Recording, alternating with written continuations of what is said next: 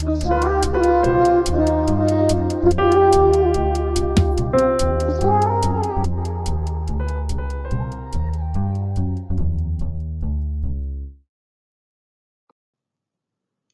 þessari innlögn fjöllum við 4 hugtök sem tengjast greiningu á skáldsögum, bókmenntaverkum. Við fjöllum frásagnarháttinn, fyrstu persónu frásögn, sjónarhorn og sögumann. Frásagnarháttur. Sú leið sem höfundur velur til þess að segja sögu er kölluð frásagnarháttur eða frásagnaraðferð. Frásagnarháttur er vítt hugtak sem útskýrir hvernig höfundur segir frá, hvert er sjónarhornið, byggingin, persónusköpun, umhverfið, tíminn, stíllinn í textanum. Algengt er að frásagnarháttur barnabóka einkennist af einfaldleika, glæpasögur af flókinni atburðarás, Íslendingasögur af hlutlægni og unglingabækur af hraða og spennu, svo fátt eitt sé nefnt. Frásagnarháttur getur meðal annars verið einfaldur, fágaður, flókinn, hlutlægur, hægur, hraður, ljóðrænn eða raunsær. Við lesum hérna brot úr ritdómi til að sýna hvernig gagnrýnandi lýsir frásagnarhætti bókar. Frásagnarhátturinn er knappur og hægur, stíllinn einfaldur og engu ofaukið. Hvert orð hefur vægi, hvert tilsvar. Yfirbragðið minnir margt á stílbrögð Íslendingasagna. Sjónarhorn höfundar virkar hlutlægt en undir yfirborðinu leynist höfundur með miklar skoðanir. Einstaka sinnum er eins og klippt sé á atburðarásina, svipað og í nútíma kvikmynd þar sem klipparinn hefur fengið frjálsar hendur. Endurlit er mikið notað og setur sinn svip á frásögnina. Ýtir við lesandanum og minnir á löngu liðna atburði sem verður að halda til haga í sögunni. Sviðsetningin er nákvæm og auðvelt að skapa mynd af umhverfinu í huga sér. Fyrstu persónu frásögn. Rithöfundur getur valið mismunandi sjónarhorn þegar hann skrifar sögu. Hann getur notað sögumann og skrifað fyrstu persónu frásögn. Þannig skapar hann mikla nálægð við lesendur. Sögumaður tekur beinan þátt í atburðum verksins, ólíkt þriðju persónu frásögn. Sjálfsævisögur og dagbækur eru skrifaðar í fyrstu persónu. Algengt er einnig að skáldsögur einkaspæjara, rómantískar bókmenntir og þroskasögur séu í fyrstu persónu. Með þessari frásagnaraðferð getur sögumaður ekki verið alvitur og sagt hvað aðrir hugsa eða velta fyrir sér. Og á síðunni er tekið dæmi úr bókinni Gauragangur eftir Ólaf Hauk Símonarson, þar sem aðalpersónan Ormur Óðinsson segir söguna í fyrstu persónu. Það var heitt í skólastofunni, mátti skera loftið í sneiðar. Uppstoppaði lundin á hillunni var að blikka mig. Fyrst dró hann annað augað í pung, þá hitt. Ég dró augað í pung á móti. Hávær snýting og ég hrökk í kút. Bjarni Buna, umsjónarkennarinn mikli, starði á mig. Ég reyndi að ná honum í skarpa, hálfvíða mynd. Í bókinni Indjáninn skrifar Jón Gnarr sögu af ungum strák sem grunur er að sé hann sjálfur í fyrstu persónu. Hann segir að bókin sé sjálfsævisöguleg skáldsaga. En þegar við lesum þessa sögu, þá er ástæða til að spyrja sig, hver er þetta sem segir ég í sögunni? Er það Jón Gnarr? Er það Jón Gnarr þegar hann var lítið barn? Eða er þetta tilbúin persóna sem rithöfundurinn Jón Gnarr bjó til?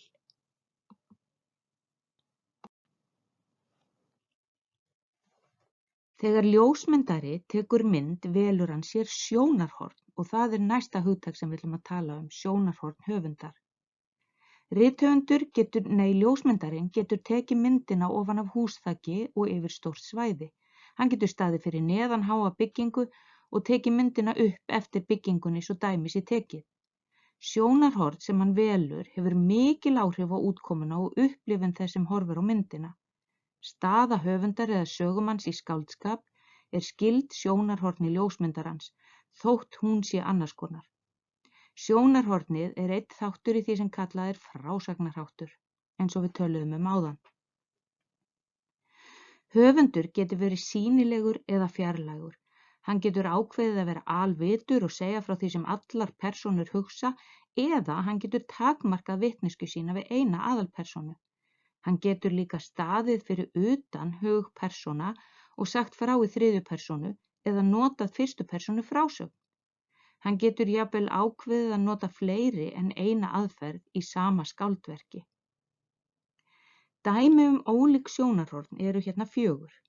Sögumaðurinn getur verið alvitur, þá sér hann allt, hann sér inn í huga margra persóna, jafnvel allra, hann segir frá því hvað allar eða flestar persónur hugsa, hvernig þeim líður og hvað þeim finnst. Önnur leið, annað sjónarhorn, er þegar sögumaður takmarkar vitneskju sína. Hann sér aðeins inn í hug einnar persónu eða fárra og segir hvað þær hugsa. Öðrum persónum lýsir hann utanfrá, segir hvað þær segja eða gera. Algengt er að sögumaður taki sér stöðu við hlið einnar aðalpersónu og lýsi atburðum frá sjónarhorni hennar. Sögumaður getur líka verið hlutlægur. Þá reynir hann að hafa ekki miklar skoðanir á því sem er verið að segja frá í sögunni.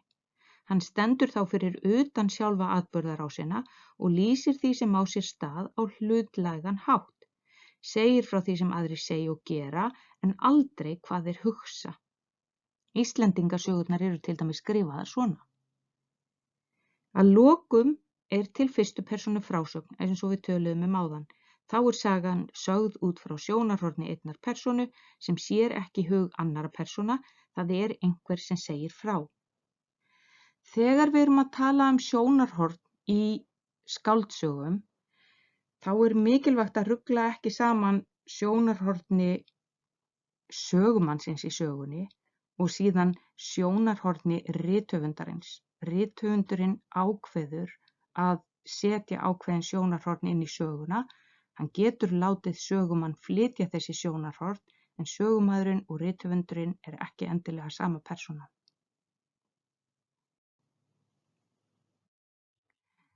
Það getur verið erfitt að átta sig á þessu hugtaki sjónarhorn, en ef við pælum aðeins í skuggamyndum, þá geta þær hjálpað okkur að skilja hvað er verið að ræða.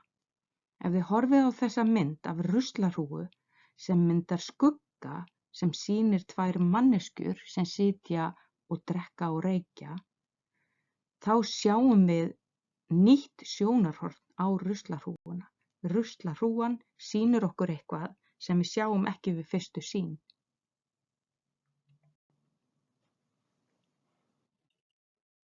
Að lokum ætlum við að fjalla aðeins sögumanninn í skáldverkum. Það er alltaf einhver sögumaður í skáldsögu, en eins og ég nefndi áðan, þá er það ekki endilega rithöfundurinn sjálfur. Þegar öll sagan er lögð í munn einum sögumanni, er einhver ég sem talar. Stundum er erfitt að greina sögumann því hann felur sig ef til vill á bak við einhverja persónu í bókinni. Sögumaður getur þannig verið nálægur eða fjarlægur. Hann getur verið sýnilegur eða ósýnilegur. Sögumaður og söguhöfundur er ekki það sama. Sögumaður getur til dæmis verið unglingur, þótt söguhöfundur, það er skáldið sem skrifar söguna, sé fullorðinn maður. Og hér er tekið dæmi úr bók eftir Einar Má Guðmundsson, bókin heitir Riddarar hringstigans. Haldið að það yrði taugaáfall, því eins og þú veist lesandi góður, það er ekki bara gluggaskreitingunum og vopnaburði sem hefur hnignað frá dögum Ívars Hlújárs á miðöldum. Hetjudáðirnar hafa líka fengið annað eintak. Hérna var sögumaðurinn ungur drengur sem er ekki byrjaður í skóla. Hann er þáttakandi í atburðarásinni og svo nálægur lesandanum að hann ávarpar hann beint. Kæri lesandi. Söguhöfundurinn er hins vegar fæddur árið 1954 og orðinn rígfullorðinn maður þegar hann skrifaði þessa sögu. Ef við kíkjum á aðra sögu sem mjög margir lesa í grunnskólum, þá er það sagan Gauragangur. Hún hefur verið sögð á mjög margvíslegan hátt og þar má spyrja sig hver er sögumaðurinn? Er það Ormur Óðinsson eins og hann er skrifaður í sögunni? Er það Ólafur Haukur Símonarson? Nei, hann er rithöfundurinn, ekki sögumaðurinn í Gauragangi.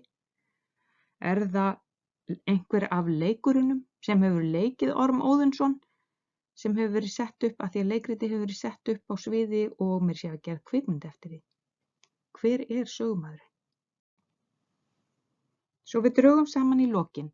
Skáldsögur eru alltaf skrifaðar frá einhverju sjónarhorni. Stundum er eitt og sama sjónarhorni notað í gegnum alla bókina, til dæmis þegar sagan er sögð í fyrstu persónu, þannig að sögumaðurinn er þátttakandi í frásögninni. En stundum birtast mörg ólík sjónarhorn í bókinni. Höfundur getur látið margar persónur tala í fyrstu persónu og lýst atvikum í þriðju persónu inn á milli. Sjónarhorn sögunnar hefur þannig mikið að segja í þeim frásagnarhætti sem rithöfundurinn beitir.